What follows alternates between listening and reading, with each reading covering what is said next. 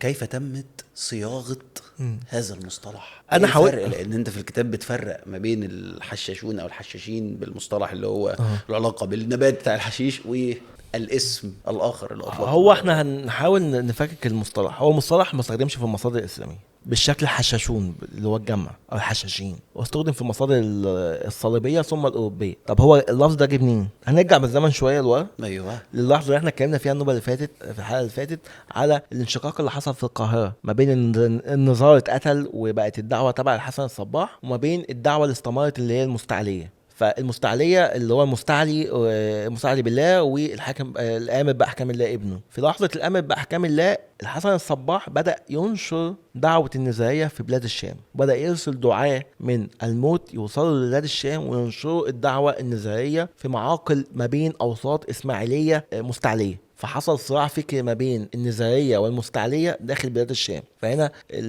دعاة الخلافة الفاطمية بيقولوا للخليفة الحق ده فيه كذا كذا ومحتاجين رد. فبيطلع الدعوة الهادية، بيطلع زي فرمان كده في إبطال دعوة النزارية، تفنيد لكل الآراء النزارية والرد عليها، وبيبعتوا الفرمان وإثبات ولاية المستعلي وابنه الامر باحكام الله، لان النص ده طلع في عصر الامر باحكام الله. ثم بعد كده بيجي رد تاني من الدعاء، بيقولوا الحقوا ده في واحد من الدعاء رد على الكلام دوت وسخف منه، فعاوزين رد على رد. ودولت جماعه الحشيشيه، من جماعه الحشيشيه. فهنا بيبدا اللفظ الاول مره يستخدم في المصادر الفاطميه، المصادر الفاطميه المصريه. بعد كده بتتبع الحشيشيه دوت كلفظ منسوب او يوصم به النزاريه، بنلاقيه في المصادر المصريه او الشاميه في العصور التاليه. يعني مصادر اتأثرت بالمصادر الفاطمية في العصر الأيوبي والمملوكي.